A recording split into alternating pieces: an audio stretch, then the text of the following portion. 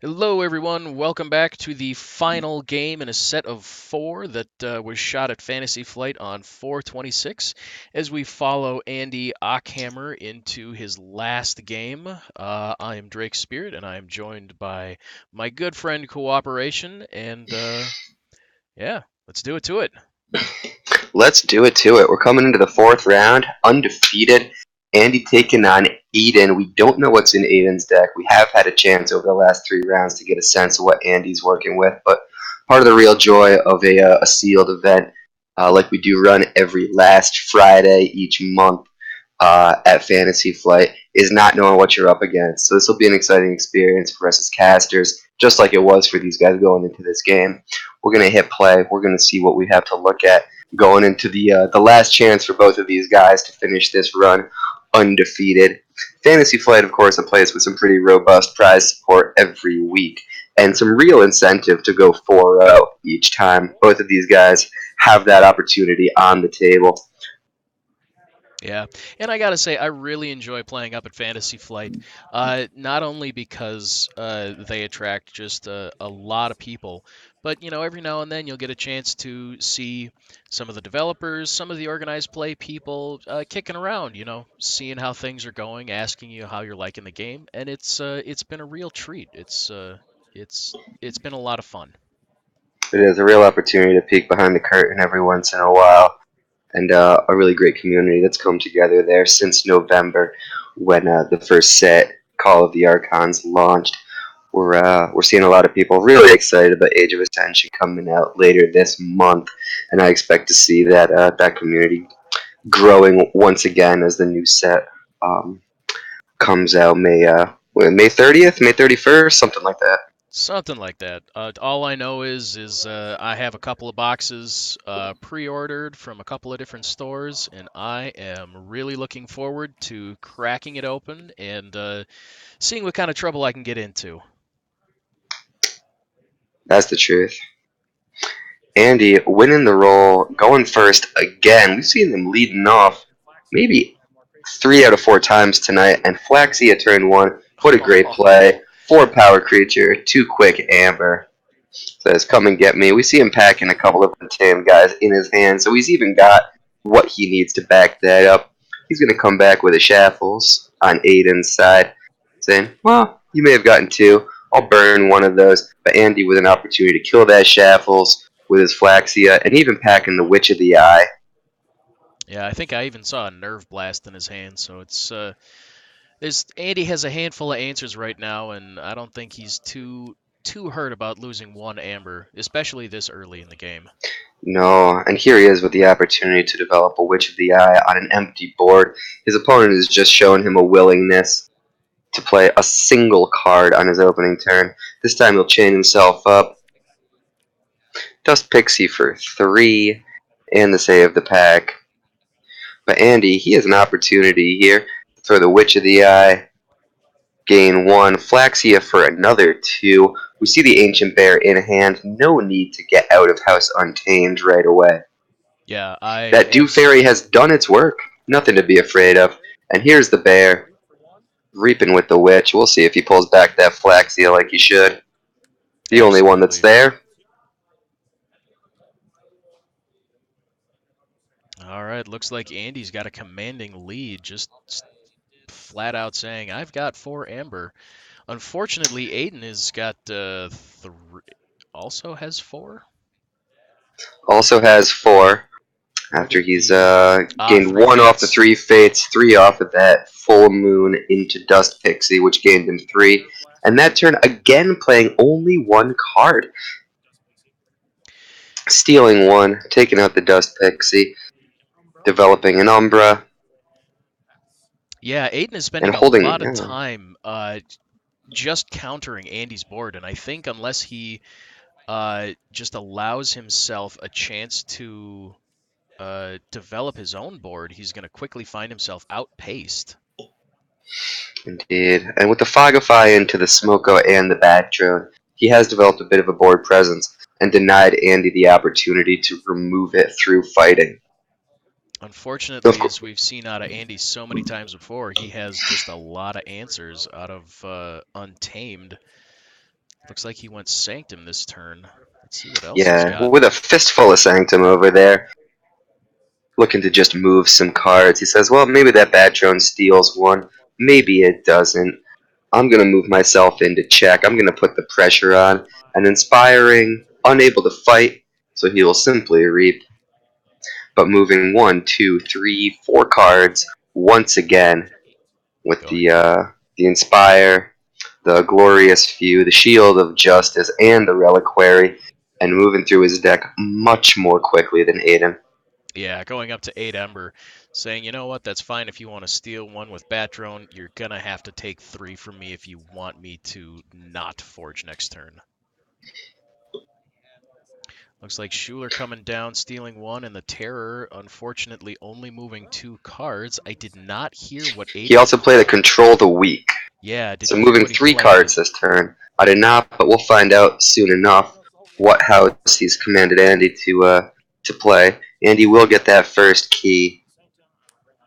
He's called him back into Sanctum, and after seeing 4 Sanctum cards, calling him back into Sanctum, a heads-up play, denying him the opportunity to steal off of that Umbra. Capturing 1 with the Raiding Knight. Yeah, looks like that's going to be it. Solid play for Aiden. Yeah, and Aiden moving back into Logo's opportunity to steal with the Bat Drone, but nothing to be stolen. He'll trade the Smoko, archiving without looking at it. What a power move. Puts it straight in his archives. Don't even care what it is. He reefs with the Bat Drone, moving to 5, but still not threatening a key.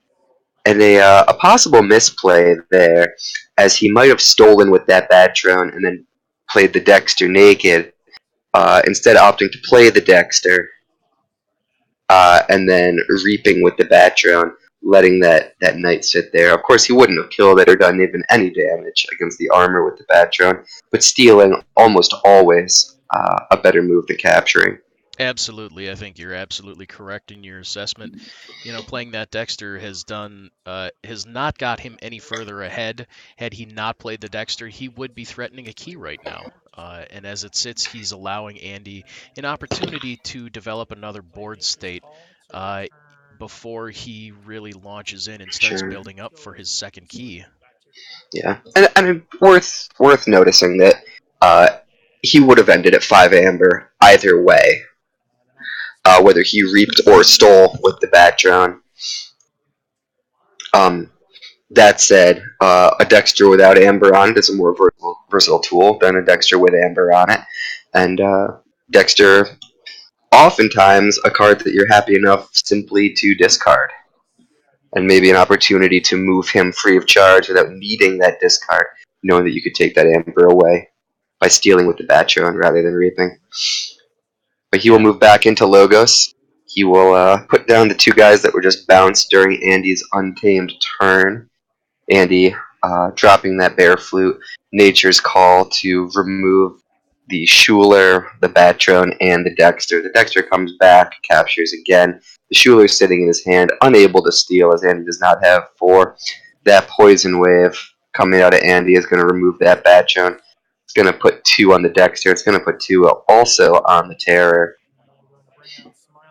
doing nothing but breaking on the armor of the Raiding Knight. Smiling Ruth coming down, getting sacrificed immediately to clear Aiden's board.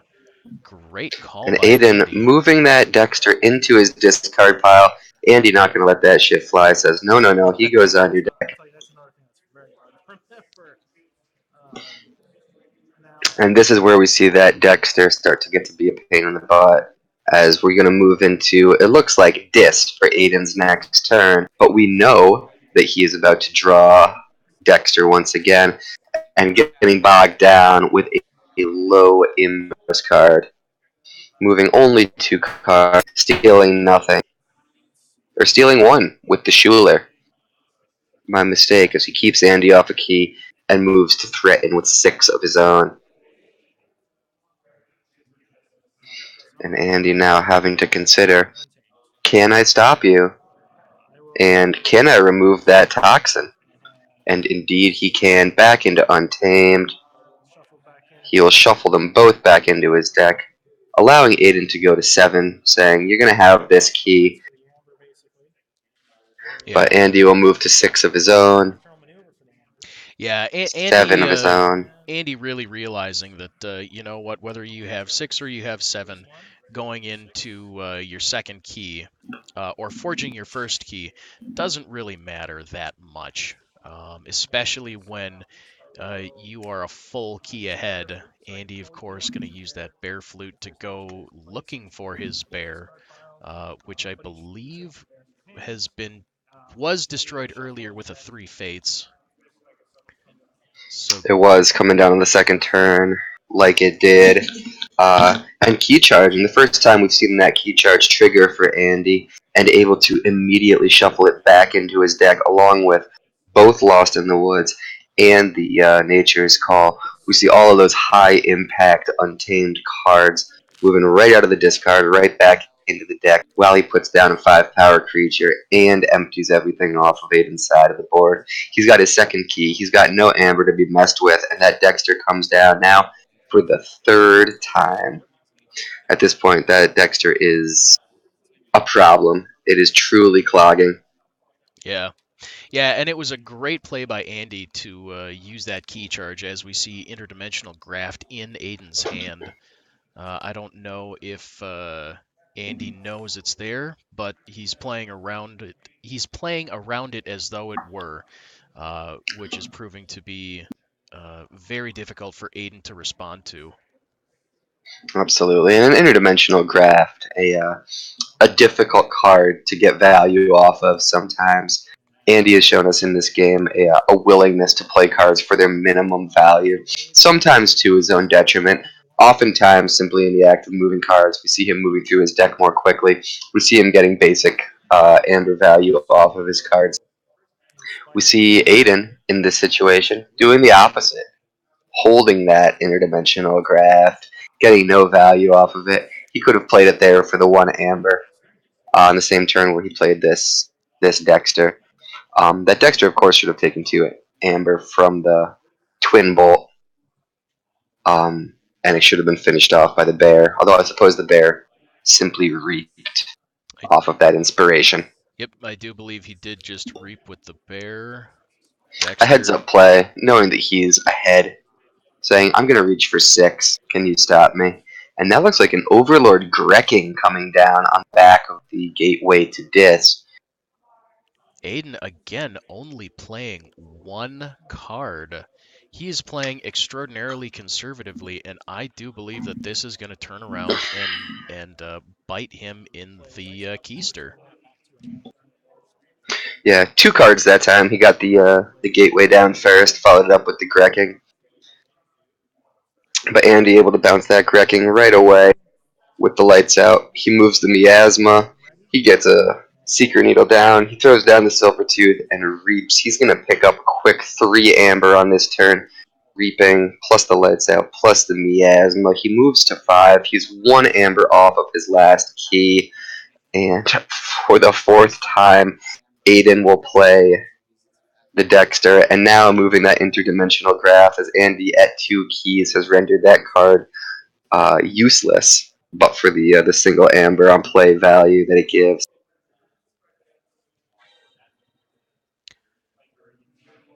Aiden thumbing through his discard pile. Looks like he's checking to see if his answers are in there.